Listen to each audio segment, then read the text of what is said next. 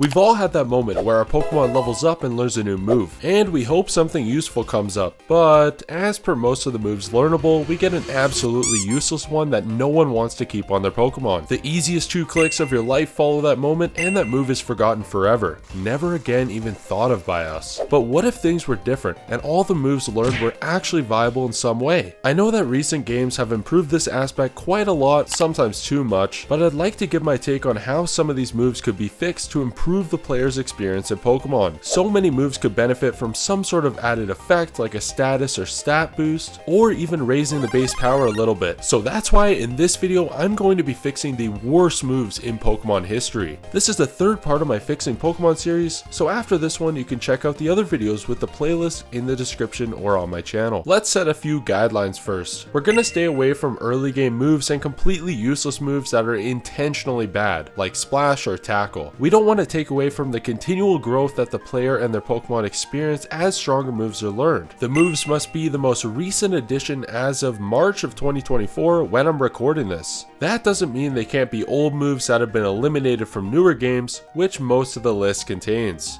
We want to bring back these moves to be fixed for all of the generations, starting with the first move, Razor Wind. Razor Wind is a 2-turn special normal attack that most recently does 80 damage and has a slightly higher critical hit chance. Although it isn't the worst move in this video, it's an iconic one that originated in Generation 1 that just can't be ignored. The main problem is that the user can get hit twice by the time it uses one move, and it's just too weak to even be utilized. To fix it, I will be giving it the Flying type, which makes most sense since it literally has wind in the name, and I'll keep it as a special move. It will still be a 2-turn attack, but this time it'll have 120 power as well as a new added effect. If the Pokemon using Razor Wind is hit by a physical attack, the opponent will be damaged by 1/10 of the total health, similar to it holding a Rocky Helmet. If the opponent decides to use a special attack, its damage is reduced by 20%. This is a unique idea that would make a lot of 2-turn moves way more interesting, since usually this would simply be an easy hit on the Pokemon using the move, possibly taking it out. You could think of this as a special Brave Bird since it has a trade-off for its massive damage, but still is completely fair in my opinion. One more cool addition I'd like to add is that it will hit on the first turn if Tailwind is set up, similar to how Solar Beam activates in 1 turn after the battlefield becomes sunny. Now, this move is capable of being used not only as a damaging move, but also as a complex strategic strategy to mess up opponents if they are caught attacking in the first turn. As always, let me know in the comments if you change anything about these moves, and of course stick around because we have some cool ideas coming up that you don't want to miss. The next move on this list, or rather 2 moves that simply needed improvement for decades, are Dragon Rage and Sonic Boom. Both of these moves work in the same way, dealing a fixed amount of hit points per use, with Sonic Boom dealing a sad 20 hit points, while Dragon Rage is double that at 40. Still not great.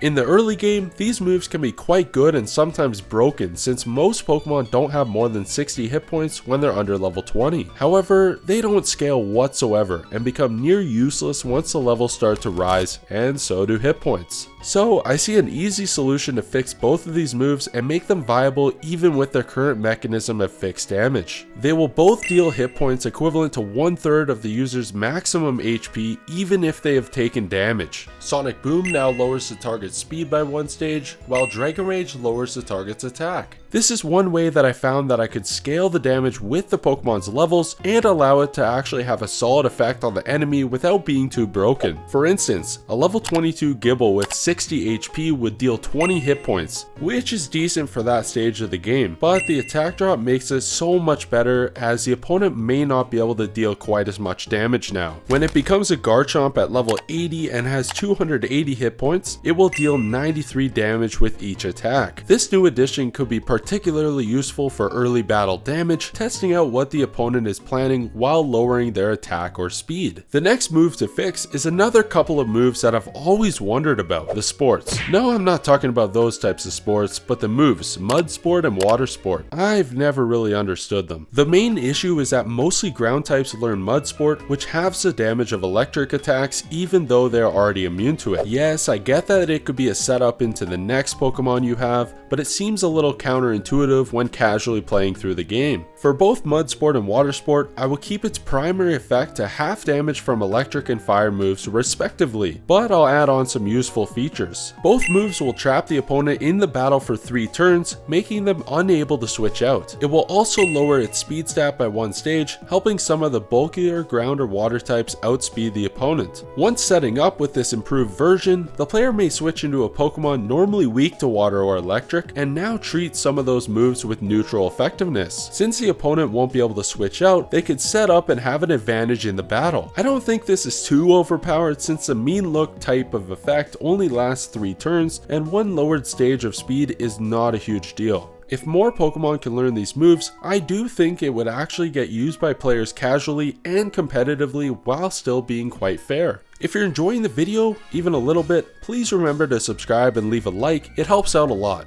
Second to last, let's improve a move that quite literally has 0 use in single battles, Helping Hand. In case you had no clue what Helping Hand does, I mean I didn't even before researching for this video, so don't feel bad. Whatever Pokemon you use it on, their next move is boosted by 50% power and it has +5 priority, so it basically always goes first. It actually seems like a good concept, but I want to make it slightly more useful since the user becomes useless that turn and more damage might be done if both of the Pokemon attack instead of using Helping Hand. So to fix this, we'll give it the additional effect of boosting the affected Pokemon's speed by 1 stage, and instead of that 50% attack boost for the Pokemon you use it on for 1 turn, I'm going to make it 2 turns. In single battles, Helping Hand will now boost the opponent's speed by 1 stage, but confuse them, as well as lower their attack by 1 stage with no other effects on their move power, kind of similar to how the move Swagger works.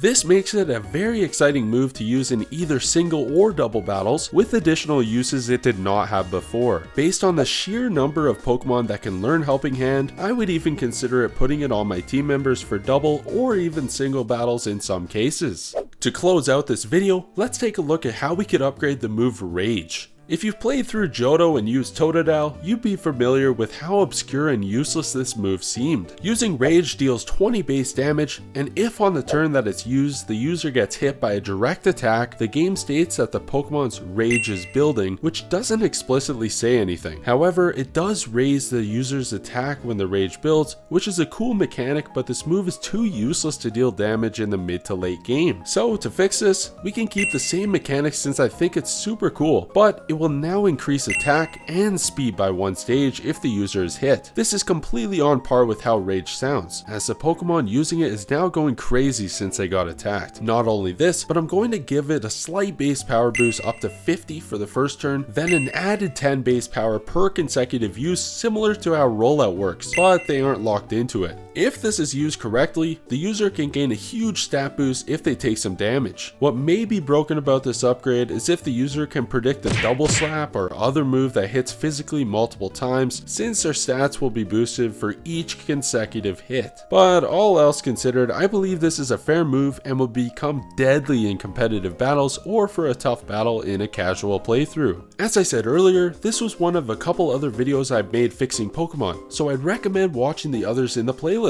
Consider subscribing and make sure you leave a like. I'd really appreciate it. Thanks for joining me today. I'll see you next time.